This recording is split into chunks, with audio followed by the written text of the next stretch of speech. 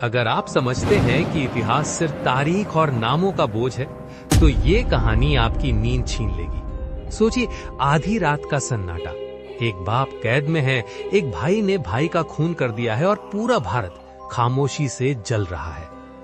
ये कहानी है उस दौर की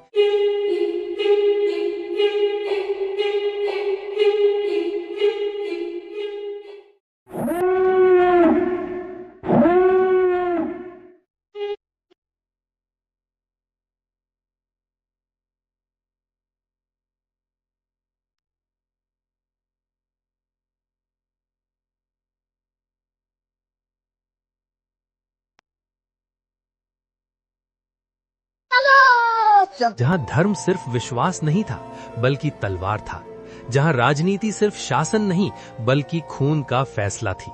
एक बादशाह जो दुनिया जीतना चाहता था और एक योद्धा जो भारत की आत्मा बचाना चाहता था।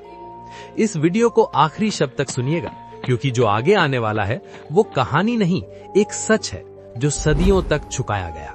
वीडियो पसंद आए तो लाइक करें, चैनल को सब्सक्राइब करें और घंटी दबाएं, क्योंकि ये सफर सिर्फ देखा नहीं जाता, महसूस किया जाता है।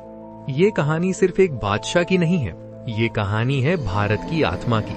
ये कहानी है उस मिट्टी की जहां हर युग में किसी न किसी ने अपनी सांसों से ज्यादा अपनी पहचान को महत्व दिया। ये कहानी तलवारों की चमक से ज्यादा सोच की लड़ाई की कहानी है, सदियों पुरानी लेकिन आज भी जिंदा। 17वीं सदी का भारत, एक तरफ मुगल सल्तनत का विस्तार और दूसरी तरफ धरती के वो बेटा जो झुकना नहीं जानते थे। इसी युग में आता है एक नाम, औरंगजेब आलमगीर। औरंगजेब का जन्म 1618 में हुआ। बचपन से ही वो अपने भाइयों से अलग था, कम बोलने वाला, ज्यादा कठोर और धर्म को राजनीति से जोड़ने वाला। जहां अकबर ने समानता और सहिष्णुता को अपनाया था, वहीं औरंगजेब मानता था राज्य तभी पवित्र है जब धर्म के नियमों से चले।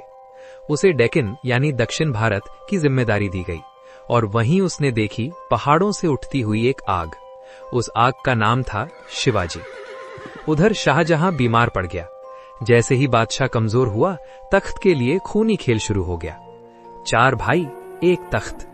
सामूगढ़ के युद्ध में दारा शिकोह हार गया और फिर एक अंधेरी रात एक भाई ने भाई का सिर कटवा दिया। शाहजहां ताजमहल को देखते हुए अपनी ही औलाद के हाथों आगरा के किले में कैदी बन गया और भारत एक नए युग की ओर बढ़ने लगा। औरंगजेब तख्त पर बैठा। उसने अपना नाम रखा आलमगीर, यानी दुनिया जीतने वाला। लेकिन उसकी दुनिया सिर्फ एक रंग की थी। दरबार से संगीत हटा दिया गया, नृत्य बंद कर दिया गया, कला और चित्रों को हराम कह दिया गया और फिर आया एक बड़ा फैसला, जिजिया कर। 1679 सिर्फ धर्म के आधार पर गैर मुस्लिम प्रजा पर बोझ। हिंदू व्यापारी, किसान, यात्री सबको या तो कर देना था या अपमान सहना था। ये सिर्फ पैसों का बोझ नहीं था, ये मानसिक और आत्मिक दबाव था। इतिहास में मतभेद हो सकता है, लेकिन ये सच है कि कई प्रमुख मंदिरों को राजनीतिक संदेश के रूप में नुकसान पहुंचाया गया। काशी विश्वनाथ, मथुरा का केशव देव मंदिर, ये सिर्फ इमारतें नहीं थीं, ये लोगों की आस्था थी। और जब आस्था पर वार होता है तो सिर्फ आंसू नहीं गिरते, प्रतिज्ञा भी जन्म लेती है। इसी मिट्टी में, इसी युग में एक नया विचार और मजबूत हो रहा था, स्वराज का विचार। 1630 में एक बालक जन्म लेता है, शिवाजी, जो आगे जाके छत्रपति शिवाजी महाराज के नाम पे पूजे गए। उनकी मां जीजाबाई, उनके मां ने शिवाजी के हृदय में राम, कृष्ण और भारत को बसा देती हैं। शिवाजी के लिए राज्य सिर्फ जमीन नहीं था, राज्य था धर्म का रक्षक। उन्होंने कहा, यह हिंदवी स्वराज है। पहाड़ों में रहकर छोटी सेना के साथ बड़ी सल्तनत को चुनौती देना यह सिर्फ युद्ध नहीं था, ये एक विचार था।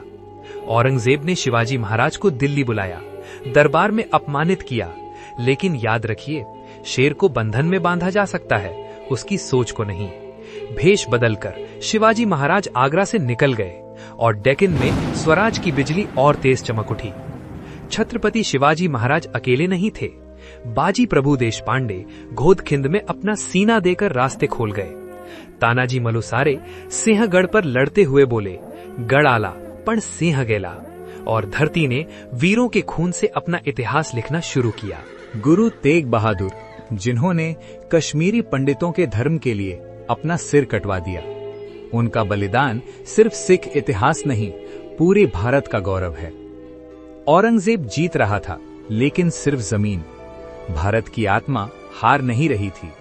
25 साल का डेक्कन युद्ध, गांव जले, फसल बिकी, लोग भूखे रहे। औरंगजेब सादगी से जीता, टोपी सिलता, कुरान लिखता, लेकिन साम्राज्य थक चुका था। औरंगजेब का अंत डेक्कन की मिट्टी में हुआ। न कोई भव्य मकबरा, न कोई उत्सव, सिर्फ एक कब्र और एक बिखरता साम्राज्य। उसके बाद मुगल शक्ति धीरे धीरे इतिहास के पन्नों में सिमट गई और स्वराज का बीज जो शिवाजी महाराज ने बोया था, वही आगे चलकर भारत की स्वतंत्रता का वृक्ष बना। और अंत में इतिहास हमें यही सिखाता है, औरंगजेब न पूरी तरह दैत्य था, न पूरी तरह महान, और शिवाजी महाराज सिर्फ राजा नहीं थे, वो भारत की आत्मा थे। जब तक धर्म जीवित है, भारत जीवित रहेगा। आज भी जब हम इस कहानी को सुनते हैं तो सिर्फ इतिहास नहीं, अपनी जिम्मेदारी को महसूस करते हैं। ये देश तलवारों से नहीं, बलिदान से बना है। ये मिट्टी सिर्फ जमीन नहीं, वीरों के सपनों से भरी है। अगर हम अपनी पहचान, अपने धर्म और अपने राष्ट्र का सम्मान करते रहेंगे तो भारत को कोई हरा नहीं सकता। आप आगे कौन सी कहानी सुनना चाहते हो, कमेंट में जरूर बताइए। चैनल को सब्सक्राइब करें, वीडियो को लाइक करें और इस कहानी को पूरा सुनने के लिए आपका दिल से धन्यवाद।